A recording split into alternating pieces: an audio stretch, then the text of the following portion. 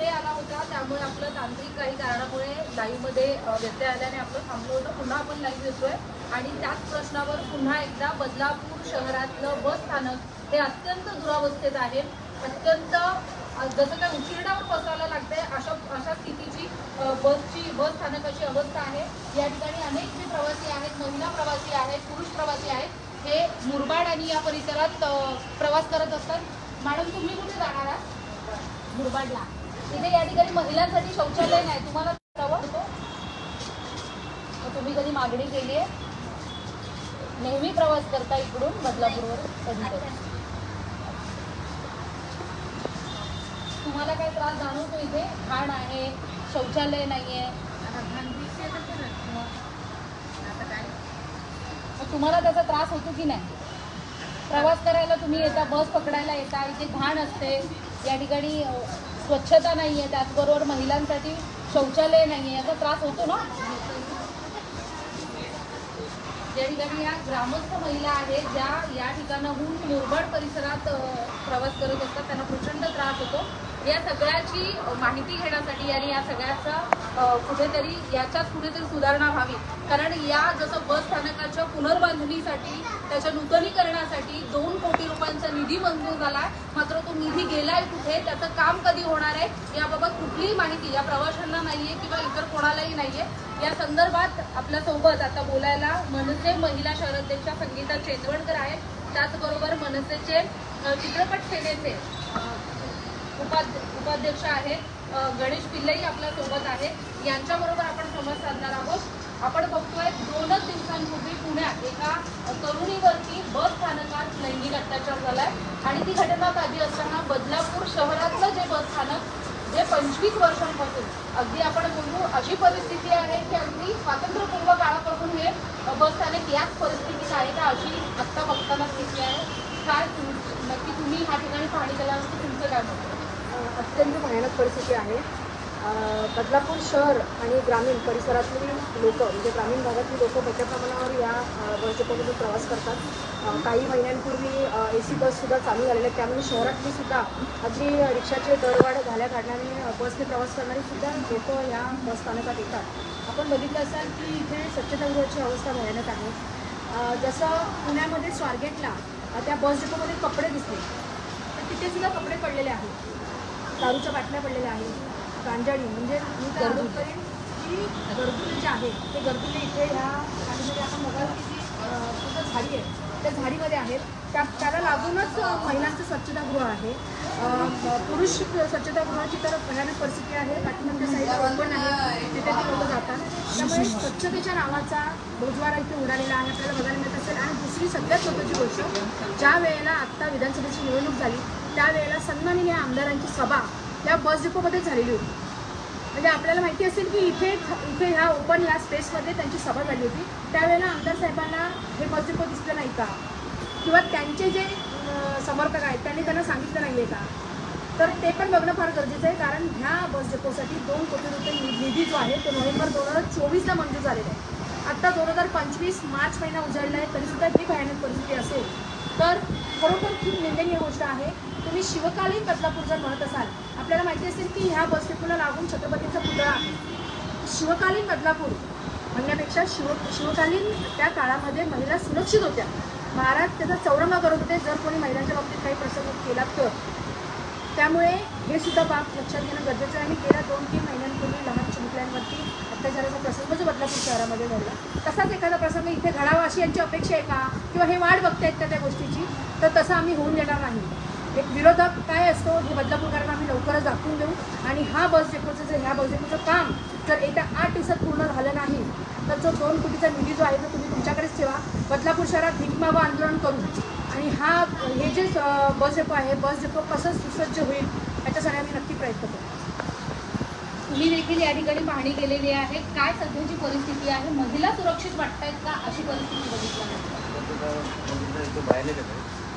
कारण की मला वाटतं मॅडमांनी गेल्या वर्षी पण इथे यांच्याशी संपर्क केला होता की अशी अवस्था आहे, पण फक्त ते बोलतं आम्ही काम करू पण काम करत नाही. फक्त नावाकडे पेपरवर असतात, पैसे मध्ये काम करतात ते. आणि तुम्ही बघितलं एकच पंखा चालू आहे, दुसऱ्याने याची त्रास देऊ नसते. नक्की आम्ही याच्यापुढे याच्यावर लक्ष देऊ. या ठिकाणी आपण बघतोय जसं आता तुम्ही म्हणाला 2 कोटींचा निधी मंजूर झालेला आहे, मात्र ही परिस्थिती या बदलापूर बस स्थानकाची परिस्थिती गेल्या 25 वर्षापासून हीच आहे. 2 कोटीचा निधी हा मागच्या वर्षी मंजूर झालेला आहे.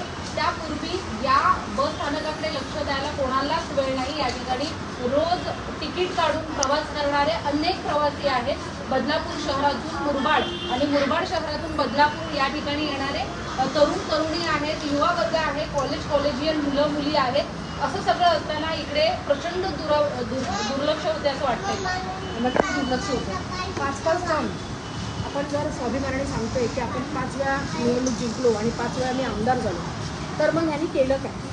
शहराच्या मध्यवर्ती ठिकाणी म्हणजे बदलापूर शहर वाढतंय आणि शहराच्या मध्यवर्ती ठिकाणी हे जे आहे ते बस डेपो आहे. आणि ह्या बस डेपोची जर अशी अवस्था असेल, आपण बघत असाल की पाठीमागच्या साईडला त्यांनी होर्डिंग्स लावले. हे का लावलेत? मग ते 2 कोटी होर्डिंगसाठी वापरलेत का? तुमच्या जाहिरातींसाठी, म्हणजे तुमच्या मोठेपणासाठी तुम्ही जर शहराला कुठेतरी तिलांजली द्यायचं किंवा त्याला जर धाब्यावर बसून नियम सगळे धाब्यावर बसून जर शहराचं लक्ष देणार नसाल, तर नक्कीच बदलापूरकर तर तुम्हाला येत्या निवडणुकीत. आणि माझा त्या पलीकडे जाऊन अजून एक असा आरोप आहे की 2 कोटी निधी हा 2024ला आलेला आहे नोव्हेंबरमध्ये. मग आता अजून कुठल्या निवडणुकीची हे लोक वाट बघतायत की ज्यावेळेला हे नारळ फोडणार आणि त्याच्यावरती मतं घेणार आणि त्याच्यावरती निवडून येणार. तर तसं आम्ही होऊन देणार नाही. बदलापूर शहरात ह्या बस डेपोचं काम जर येत्या 8 दिवसात चालू झालं नाही तर मनसे उग्र आंदोलन करतो. भीक मागो आंदोलन आम्ही करू. कारण निधी आलेला आहे, मग तो निधी कुठेतरी वापरला जाणार.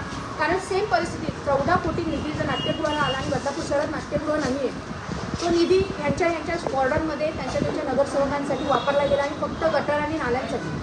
हे मी अभ्यासपूर्ण बोलते. पण तो 14 कोटी निधी जर असं कुठेतरी वापरला गेला असेल तर नक्कीच हा 2 कोटीचा निधी आहे जो फक्त बस डेपोसाठी आहे, तो कुठेतरी वापरला गेला असेल. आणि जर वापरला गेलेला असेल किंवा नसेल, या 2 गोष्टी आहेत. त्यामुळे जर हे बस डेपोचं काम येत्या 8 दिवसात चालू झालं नाही तर नक्कीच मनसे रस्त्यावर.